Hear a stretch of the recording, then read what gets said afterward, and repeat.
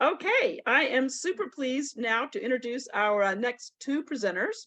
So we have from Seattle Public Utilities, McKenna Morrigan, who's going to be talking about the Reuse Seattle, brand new Reuse Seattle program, which is really cool. You're going to be very amazed by this. And then we have, Kinley. Yeah, so Kinley is talking, Kinley Deller is from King County. Sorry, the font is so small, I can't even read it. Sorry about that. So King County Solid Waste Division, and Kinley is going to be talking about building wood back into new buildings. So both of these and all of our presenters today are going to be talking about various reuse projects that are government initiated. So let me turn it on over to McKenna, and you're going to be able to share your screen.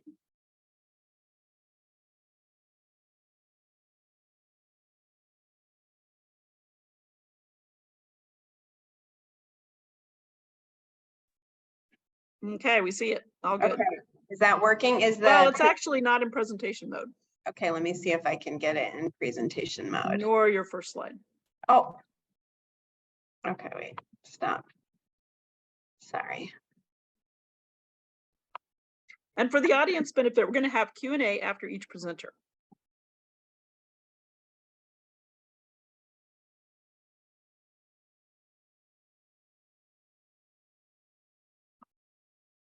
Okay, bear with me. I'm almost there.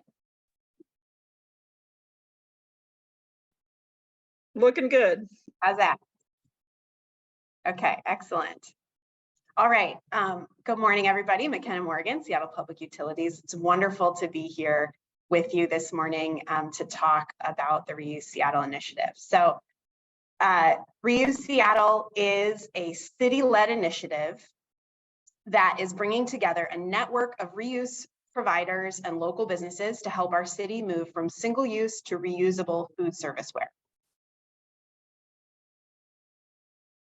We are focused on reusable food service ware because, you know, as a city, we are known, we have a reputation as a leader in recycling and composting, but we're really about the 3 R's: reduce first, reuse, and recycle. And moving forward, we're really focused on preventing waste in the first place and growing our local circular economy. And we know that reuse and food service is a great way to do both. We also know that reuse and food service has major climate benefits. As a city, we're really focused on climate action, so this really aligns with our city's priorities. And there is regulatory alignment because as a city, we already have rules about food service ware and what food service businesses can use to serve their customers here in Seattle. And we already do a lot of outreach and engagement with our food service businesses. So that is why we are particularly interested in focusing on food service ware. We're channeling our work as a city around 3 areas for action. We are launching a bring your own container and cup campaign, focusing on getting cafes to communicate to their customers that it's okay to bring your own cup and get it filled, and that the business will accept and fill that cup for you. We know there's been a little bit of miscommunication, backsliding, confusion post-COVID, and we really want to rebuild our culture of reuse, starting first with promoting bringing your own container. We're also working to promote and facilitate reusables for dine-in. Again, this is something we saw, I'm sure you all experienced this early in the pandemic. You know, a lot of companies were not sure about safety and switched to single use to avoid, you know, contact issues. We know that it's perfectly safe to serve food on reusable food service ware, but we need to help that culture shift back to durables for food service in dine-in. And so as a city, we're promoting that. We've just launched a reuse rebate program to provide businesses with $500 in rebates to cover the costs of buying those durable, reusable food service items so that they can fully serve food to customers for dine-in on reusables. And if anybody's interested in more information about that, feel free to reach out to me afterwards. And then third is we're also working to foster these integrated systems for reusables, because we know that's what we're going to need to really displace single-use culture. And that's what I'll talk about with our reuse initiative. We're really focused as a city on following a model that's been proven to be successful here by starting first, making sure that these services are available. We did the same sort of thing when we launched food scraps diversion businesses. First, you got to make sure that there's the service available. Then you work with those first movers, really cheerlead and champion for them, and get folks who voluntarily want to make sure that the system can work together with them. And then once we really know that we've got a system, a process, and a policy that's going to work for all businesses in the city, then we move from voluntary participation to mandatory. So that's the road we're on for Foodservice Ware. And we're starting with this Reuse Seattle initiative to help sort of bring this vision to life. So what's the vision? The vision is that we have aligned and shared reuse systems for reusable food service ware across our city that are accessible, affordable, equitable, easy to use for customers and businesses. They're interconnected and they're everywhere across our city. So how do we get there? We can't get there alone. We know that the city is going to need private sector participation and engagement, but we believe that our city can play a pivotal role in creating the conditions for these reuse solutions to flourish. So we're playing that role through this Reuse Seattle initiative by recruiting partners, both reusable service providers and businesses in our community who are interested in deploying reusable food service cups and containers. And we're making connections between those folks who are interested and folks who have solutions. We're offering incentives, like I mentioned. We've got this rebate program that we've just launched, and we're working to find, grant funding and other support to really bring these solutions to life.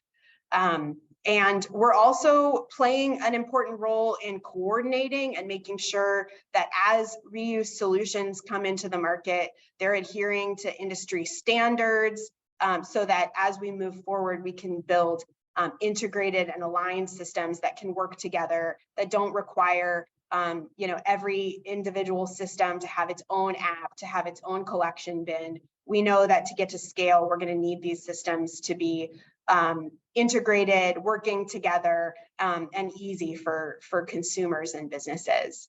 And we're really trying to elevate the profile of reuse in Seattle. We want the world to know, and we want all of our Seattle residents and businesses to know that Seattle is committed to reuse. This is a place where reuse is the norm and where it's happening in our daily lives all around us. So that's our vision. How do we get there? As an initiative, we have recognized that we need to have a phased approach to building the reuse systems of the future.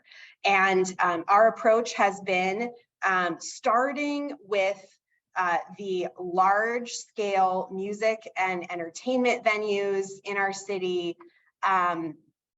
adopting reusable cups in closed system environments. This is where it's the, this is the lowest hanging fruit.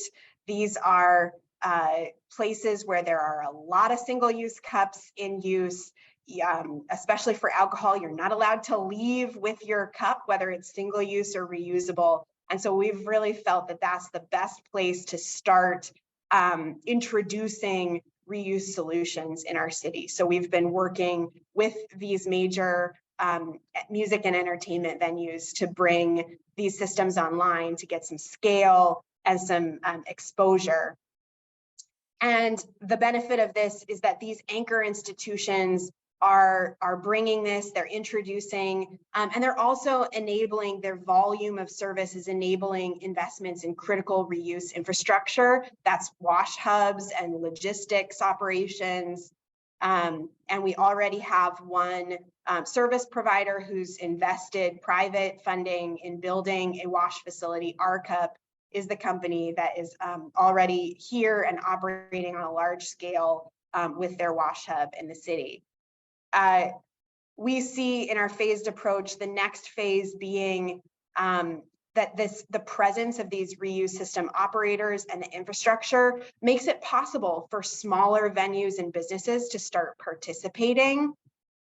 And as an initiative, Reuse Seattle can help the system operators and participants collaborate to pilot some of this more open platform and interconnected systems approaches to understand how we really can scale and integrate and optimize the logistics and efficiencies. And then 5 more minutes, McKenna. Sure. Finally, we've got, our vision leads us to a phase in which reuse can expand to all neighborhoods, corner stores, venues, campuses across the city, and where we can start to build out public place collection systems that can operate on standardized platforms and bring reusable food and beverage serviceware across our city, across our businesses, from large to small, where we can really see a sea change in food serviceware. And the great news is that although we are on the very start of this journey, we are excited to report that phase 1 is actively happening here in Seattle. We've got over 20 venues and food service businesses that are actively using reusable cups or containers, including major music and entertainment venues like Showbox, Paramount, WAMU Theater, schools. We're working with Seattle Public Schools to help them transition to reusables in some school cafeterias. And also the University of Washington and Seattle Pacific University have reusable container programs that have come online recently. And we're just starting to see and help support some borrow a cup systems getting launched at Seattle cafes, where folks can check in and check out, take out cups to go, to take their coffee on the go and then return it in a reusable container. We've had hundreds of thousands of single-use cups avoided and some containers as well. And we've got 5 active service providers operating or about to operate these reusable food serviceware systems here in our city. We're so excited about the path that we have moving forward.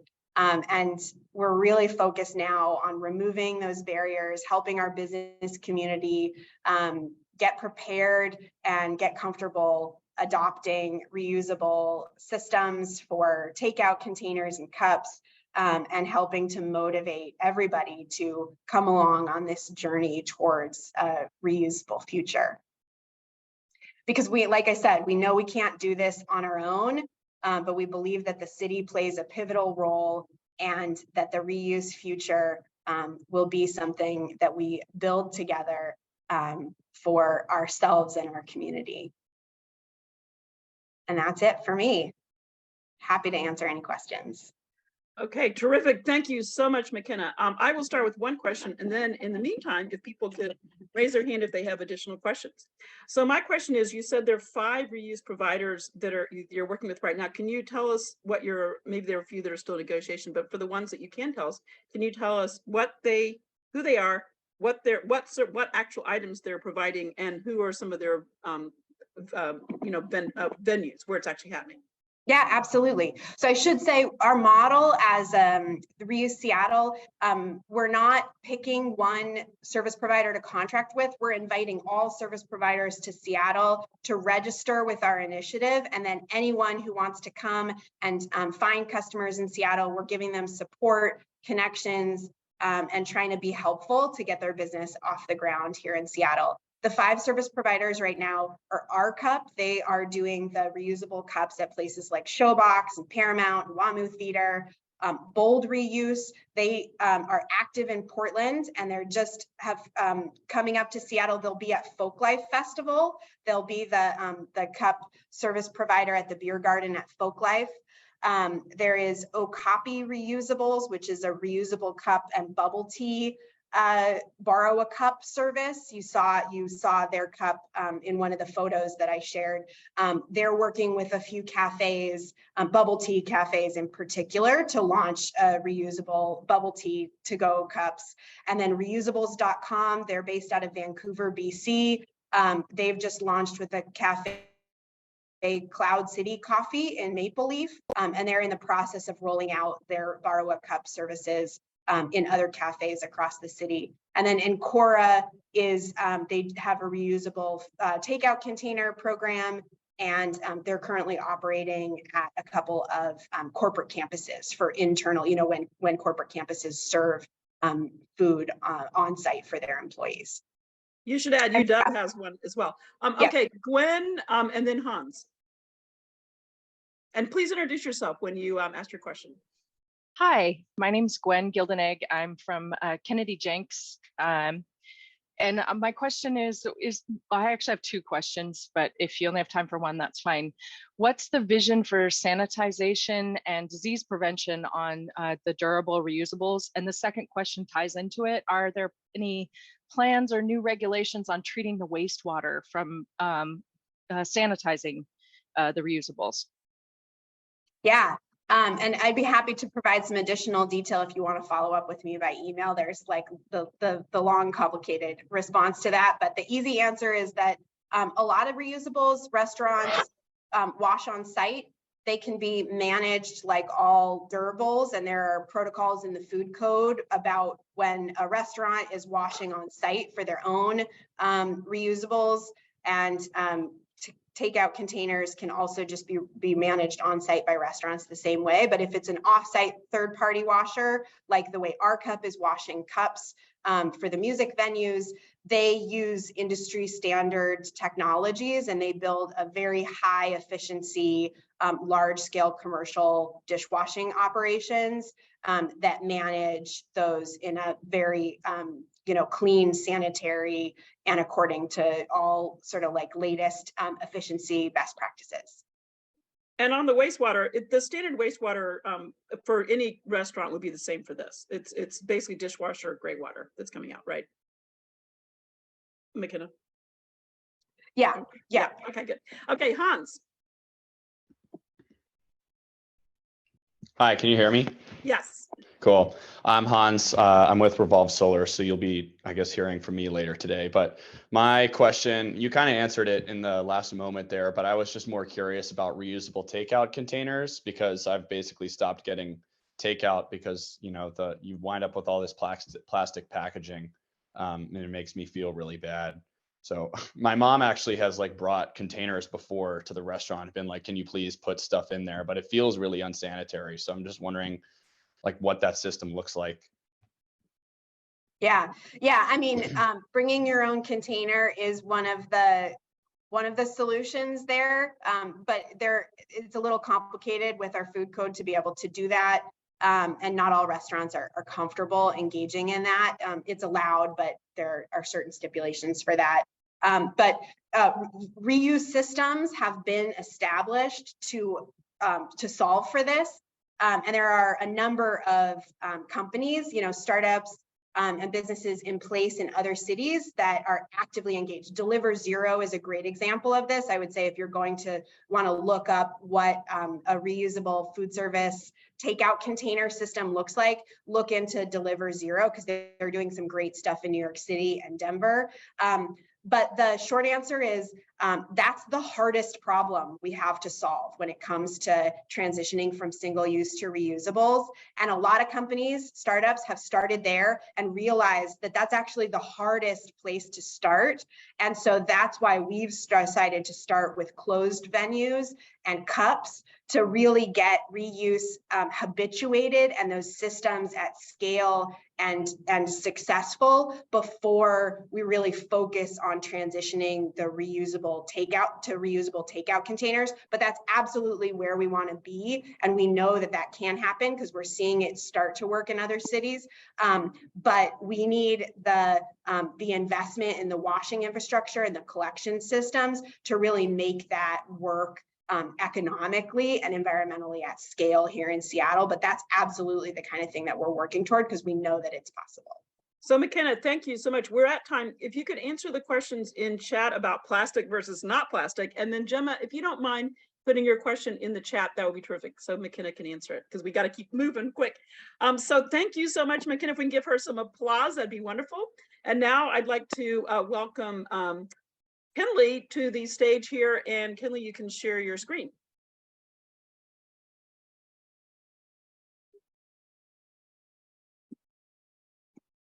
And we can see a slide. Is that your first slide? Looking good. That is my first slide. There we go. All right. Thank you, Kinley. All right. Thanks, Heather. So yeah, I am from King County. My name's Kinley Deller. I am from King County Solid Waste, and I manage the construction and demolition program for King County.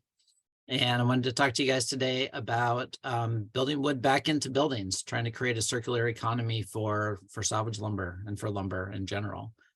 As you can see here from the diagram that we have, this is kind of a very rough approximation of a circular economy for salvage lumber. So starting up at the top right corner, you've got building deconstruction. You're harvesting that material, pulling it out of the building, and passing it along to basic lumber processing. This is your simple denailing station for the most part. There's some lumber that comes out of buildings, that's all it needs. But there's a fair amount of lumber that needs additional processing. And we're proposing the salvage lumber warehouse that would do that, would take all of the lumber that's out there, consolidate it in one place and efficiently process it, and then grade it according to density and some other characteristics of the wood. And then group the wood together so that when it's going back out, it has similar properties and is more easy to use in a batch. Once the wood goes through the salvage lumber warehouse, it would go to a finger joining facility. This is one proposal we have, and be made into long boards that would go then into manufacturing engineered wood products. And then when they would get potentially made into like mass timber, cross-laminated timber. And then get distributed, go back out to the job sites, get put into new buildings where it's going to get, locked up. The carbon in that wood's going to get locked up for 50, 100, 200 years until it's time to deconstruct the building again. And then all of the wood that's still good could go back through the process again. Probably more as panels than individual sticks. But that's a brief, real quick overview of the circle of the life for a piece of wood. And if I can click to the next slide. There we go. I'll talk about some of the reasons behind it and kind of how we got to where we are. So why is King County interested in this? Well, as I manage, I oversee the construction demolition program, and we're trying to figure out how to get all of the materials that are being generated at job sites used to the highest and best use possible. And there's a lot of wood that's being generated. A lot of it's coming from what's currently demolition. There's a few deconstruction projects that have been happening. And a lot of it also is coming from new construction. There's a lot of waste that happens in the construction industry, different parts of it. But all in all, that wood that's generated, and we're talking about the unpainted, untreated wood. So not the painted stuff. And not the pressure treated and all of that. We're talking about the unpainted, untreated wood that's going through our waste stream right now is about, actually, last time we calculated it, we're looking at more like 360,000 tons of material. And that's in Seattle and King County combined. So one of the first things we did in looking at wood and trying to figure out how it should be better managed is to look at the hierarchy. There's a number, this list, the full list is about twice as long as this, but we pared it down so we could fit it all on one slide. At the top, you've got whole wood reuse, so taking a stud out of a building and putting it back into a new building pretty much as is. That's being done on a few project sites around the county. And we kind of consider that to be its highest and best use. There's actually a couple projects where it's being used at the site where the material was harvested. So you take it out of one building and you put it in the next building. The building can't be reused as it is. That's about as good as it's going to get. At the far bottom, then you've got residential firewood is probably the worst. And then landfills and industrial boilers are down at the bottom too. And then in between is a wide range of things. This hierarchy is based on embodied emissions. It's based on stored carbon. Basically, the rule of thumb is that the more processing the wood goes through, the lower its benefit is. So we're aiming for trying to get most of the material into the finger jointed boards, studs, and the mass timber assemblies. It's the main place that we're focusing on. So one of the things that we did a number of years ago, a couple of years ago at this point, when we were first trying to figure out how to get wood going into a better direction, is to work it into different policies. One of the more recent policies that we've gotten it worked into is the King County Strategic Climate Action Plan. We have a number of directives that help us with push wood in the right direction. One part is to get it worked into building codes for unincorporated King County, as well as King County cities, and generally proposing C&D recycling codes. And then Greenhouse Gas Directive 5.2.2 is to support the transition to a reusable wood market. That one is one of our key ones. And then overall, we're trying to get an 85% C&D diversion rate across the county by 2025 and a zero waste of resources by 2030. So early on, this was 2016, actually was when this first started, was a ban on clean wood and a few other materials from going to a landfill.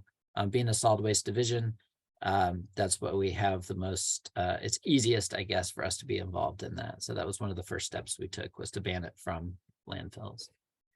Another thing that we took on shortly after that was changing the Washington State building codes to make it easier to reuse whole studs was the main thing we were going for, but other building components. So it used to be that if you took product out of a building, lumber, you had to have each and every piece visually inspected on all 4 or 6 sides and individually grade stamped. And so as you can imagine, that took a lot of time, which took a lot of money because you had to have a certified grader come out and do that work. But with the new codes that went into effect, the residential code went into effect, I think 3 or 4 years ago now, and the same language basically for commercial is going into effect, I believe July 1st. So basically that code states that if it's salvaged lumber, it's 2x6 or smaller, you assume it to be spruce, pine, fir stud grade, and if it's 2x8 or larger, you assume it to be hem fir number 2 grade. So that makes it really easy for designers and builders to work it into their plans and into their new construction. We've also been working with Washington State Building Code Council to get a C&D appendices into the code. So this is optional for cities to adopt, but basically if they adopt this, it's saying that if you're doing a project that meets these thresholds, you need to be, separating out your C&D material. You need to be handling it appropriately. So this just helps get contractors across the state moving in the right direction. And then we also worked with the Washington State Building Code Council to get the building deconstruction appendix in there. And this also will be available for cities or other permitting jurisdictions to adopt starting July 1st. And it's a deconstruction requirement, basically, if they choose to adopt it. And it's for any structures 90 years or older. Actually, single family duplex or townhouse. It's not on any structure. And it's 90 years or older. So this will, as cities adopt this, it's going to be increasing the amount of deconstruction that's happening, and that makes it a lot easier to harvest materials in good condition from these houses, as opposed to just smashing it and then trying to pull some things out, which doesn't usually end up going real well. So like I talked about, you can take sometimes you can take whole studs out of buildings, take the nails out, and they're ready to go. But majority of the time we have found you end up with pieces like this. A lot of times they're shorter pieces. A lot of times if you take studs, even if they're great condition, the nails going into the end cause problems. So you end up either cutting off or severely damaging the couple of inches on each end, which makes it just a little too short to use as a new stud somewhere. So we really have spent a fair amount of time looking at what to do with all these other pieces of wood that are flowing through the system. And we're kind of thinking the best thing is to make mass timber out of it. So we've looked a fair amount at cross-laminated timber. We're looking more recently at dowel laminated timber, which can create a similar product with less adhesive. And so this is kind of the direction we're going. We're kind of thinking that the main thing we need to have in place to be able to do this is the salvage lumber warehouse that I talked about before, where the material is efficiently processed, goes through ultrasound detection, goes through X-ray detection, finds where the damaged pieces of the wood are. We'll probably just cut those out, although there's some machinery being developed down in California at Urban Machine that can extract nails and screws pretty efficiently. And then all of the smaller pieces of usable lumber would be finger jointed and then made into something similar to what you see down in the right-hand corner there. And then we see this salvage lumber warehouse, which is right at the middle of this diagram, as being kind of the heart of what we're calling a sustainable wood business park, where similarly aligned wood-focused businesses could be co-located. So there might be a facility there that would take panels from buildings. You can take buildings apart. Instead of doing all the deconstruction on site, you can put it into panels, put it on a truck, take it to the warehouse, and efficiently take it apart there. Could be located. Hey, Kinley, 3 more minutes. 3 more minutes? All right. Yeah, you could also pair it with a furniture fabricator, somebody that would be taking wood from the warehouse and making it into furniture. I don't need to go through all of these, but there's a lot of different steps, a lot of different potential partners for something like this. So just to finish, the vision again is to build wood back into buildings. And rather than take the system the way it's been, we're trying to harvest the usable materials and integrate them into new buildings, lasting as long as possible. And there's my contact information. So open for questions. Okay, terrific. That was really great. Okay, McKenna, let's see, McKenna is answering a question. Audience, if you have questions, please raise your hand. I'm going to start with the first question, which is, so I happen to be at Second Use this weekend, looking over their stock. And I noticed that they did not have that many of the big old mega beams, like the ones that are like, I don't know, 10 inches by like 6 inches, which seem incredibly valuable. And they did have some actually out in the yard. I mean, how are you seeing a lot of those big old, those old growth, amazing pieces of wood coming in? It seems like those would be very valuable for people to reuse. Yeah, the big beams, the big posts, they have a fair amount of value currently, and they're being salvaged for the most part right now. So we haven't been focusing on those too much. If you watch pretty much any old warehouse that's being taken down, oftentimes it'll kind of get smashed down, it'll get torn down, and then as they're going through it, they'll pull out the beams. Sometimes they lose a few because they get damaged the way they're taking them down. But they do have value, and there's a lot of people that are harvesting those and yeah, getting those through the circular economy. Okay, great. Let's see. Aaron has a question, then I've got another one. Oh, some more people have questions too. Aaron, go ahead.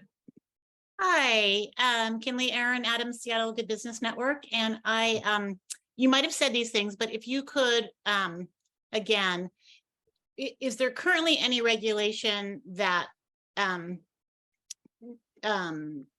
directs folks to not put lumber into the landfill? And then my second question is the Sustainable Business Park or Wood Waste Park. Can you remind us the timeline of that? Because that seems like that'd be a big part of the solution, right? Yeah. Yeah, So- okay. So Thank King County and Seattle both ban C&D material from going to the landfill. Okay, Yeah, that's the quick answer on that. good, Statewide, that's not there yet, but that's where we're at locally. okay, And then the Sustainable Wood Business Park, we are actively looking for property, trying to identify property, but in order for us to start utilizing the property to either purchase or lease, we need some major partners to come on board. It needs to really be a public-private partnership. gotcha. Great, cool. Okay, great. Hans? Okay, I'm gonna follow up in chat. Okay, sounds good. Hey, so I know from, I guess, some experience in manufacturing that a lot of manufactured goods that come from China specifically come on pallets that, you know, that wood is not frequently reusable or doesn't really have much of a secondary market because the way it was treated or not treated. And I'm wondering like how wood like that, specifically those type of pallets, might fall into your strategy. Yeah, we well, just to start with the good pallets, Alex is going to be talking about a program we've started to deal with those later today. And in terms of the pallets that aren't reusable as they are, we honestly haven't really figured out the best way to address that yet. We're primarily focusing on 2x4s and 2x6s to start with, because there's a lot of that material that flows through and it's easier to make a product out of that. Yeah, so stay tuned, and if you have ideas or suggestions, reach out to me. Cool. Okay, I get to ask my other question. So it seems to me that this particular effort would be a really good small business type of accelerator. In other words, that there would be a lot of small business opportunities. Can Yeah. you talk a little bit about what small businesses have already developed and like kind of what you potentially see for that? Yeah, so there's a company called Sankofa that operates down in Portland, and they've been taking wood primarily from new construction and making wall panels, tabletops, things like that out of it. And they've been looking at expanding up to the Seattle market. So that's one thing. There's another company that's been talking about doing panelized construction. So they'd like to set up a warehouse, take salvage wood from the salvage lumber warehouse and, you know, make wall panels, floor panels, roof panels Cool. out of it. There's another company that I know of in the area that has been doing deconstruction. And the main reason they're doing deconstruction is because they wanted the lumber for furniture. So they're making furniture out of it. So Okay, that's great. pretty cool.